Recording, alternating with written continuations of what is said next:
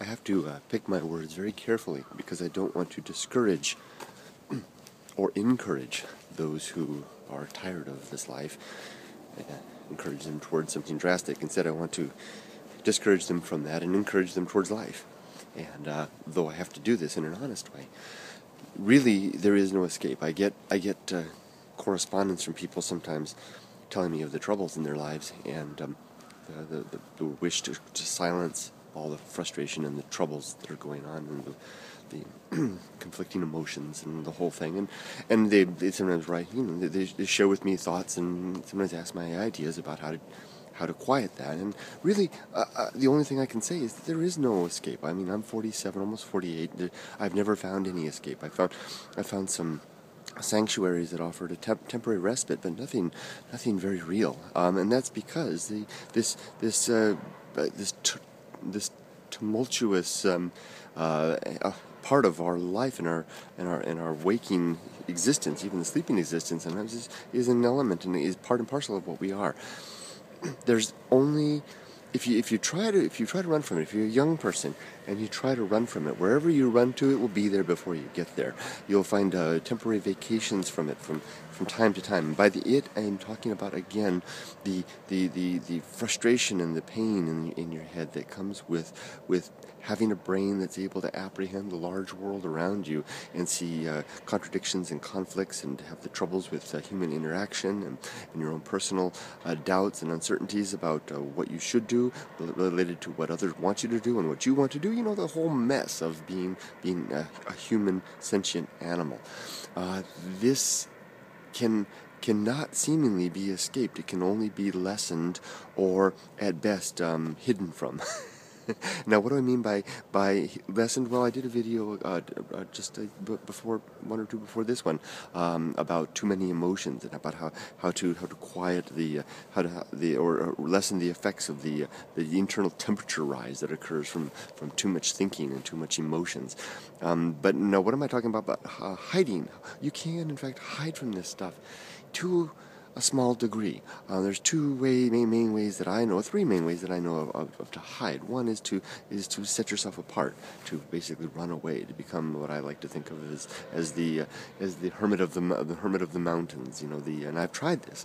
Yeah, I remember running away to the desert in my mid-20s, and with just my car, my sleeping bag, and the like. And I was planning to live out in the mountains forever, and sitting atop a mountain range with a lightning storm going off in the distance, not on the peak around me, on the distance, and feeling the what I call the howling wild closing in.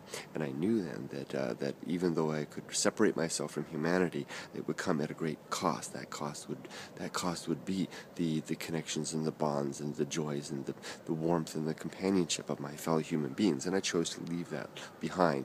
So you see, you could separate yourself, but it comes at a cost. Another way to do it is to immerse yourself in something that's distracting. One of the most popular distracting elements of life is the real world, family and business and work and school and all that kind of stuff. And there's a lot of people who are quite successful at immersing themselves into that to the degree that they basically the clamor and the effervescence of living masks in some ways, not completely, but masks in some ways and covers up, distracts us from those challenging concerns that sometimes are in our heads. And I'll go ahead and venture to say my wife is kind of like that, and it's not that she's a hiding person. It's just that, or not aware. She is probably one of the most wisest, most interesting persons I've ever met. But she is very much in the world. She in the activities of raising our daughter and taking care of our family. I'm so grateful someone is better. Someone's got to take up the slack because I'm not as good at her. She's so involved in the world around her that she doesn't have a lot of time for those other elements, and it works pretty well for her. Not completely, and I've known other people like that as well. I'm not so good at that because I'm such a klutz at the real world. I just simply fail at it, and that's one of the reasons why I'm so grateful for my wife. I hate to give her the extra burden. It's just something I'm incapable of doing very well. So we've found a nice balance in a way. She gets something. I give her adventure. Anyway, the third one then is kind of an escape or a silencing of the thoughts, and that comes through religion, basically, and through basically settling on something. And that's a strong word to say, settling, but I think that is apt. I speak from experience. I haven't talked about this before, but I used to be a very religious person. I was a Christian. I was a leader in my church, and I was very active in that world. And I found great peace during my time as a Christian, and I found relief and humility and the gentle blessings of being a part of a community that believed and had answers. That was a key part, was having answers. My main concern is, I always say, there's something you have to, there's some trade-off, right? With the hermit, it was the trade-off of giving up society for peace. With the person wrapped up in the real world, it's in some ways giving yourself over to the distraction of reality.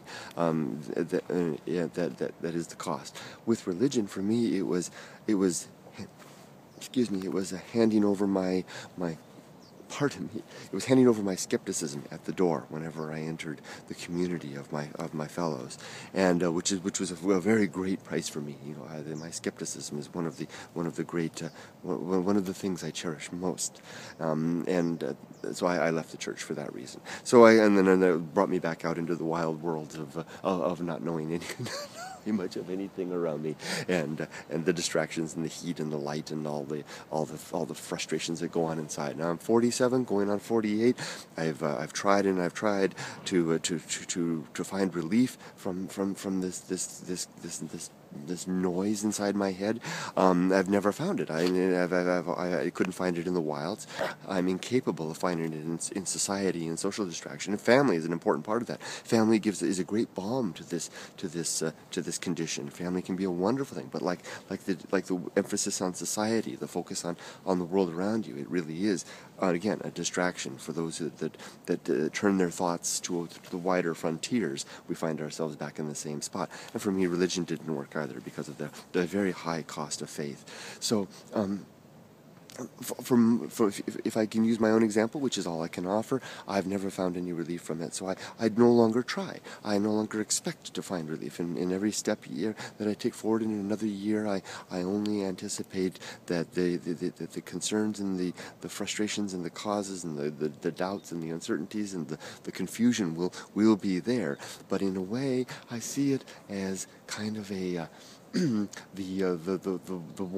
warm sunburn that comes, the afterglow of a slightly painful sunburn that comes from having spent a real day out at the beach where you really were living and soaking up life, and you came away not only with all the sensations of that experience, but a little bit of pain as well, because the sun is setting. Especially now at 48 years old, I see and I feel the sun setting before me. It's not all sunny days. It's not 11 o'clock. It's not 10 o'clock in the morning with a full day before me anymore. It's mid-afternoon. The sun is going down. The beach will be closing, and I will relish. I will no longer expect the pain to necessarily find a way to get it, make it go away, or hide from it anyway. I'll simply suffer it with a gentle smile, like that of that person, that beachgoer who has spent a full day there, and be glad for the blessing of the days that I've had and what days I have remaining to me. I will no longer expect anything more,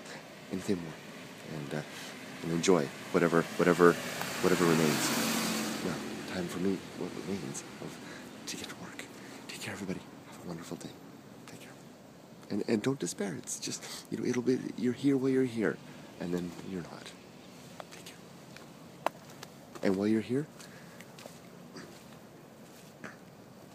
don't forget those who care about you, because there will be people out there who will care about you, and don't underestimate the wonderful balm that comes of human interaction, although it's painful at times.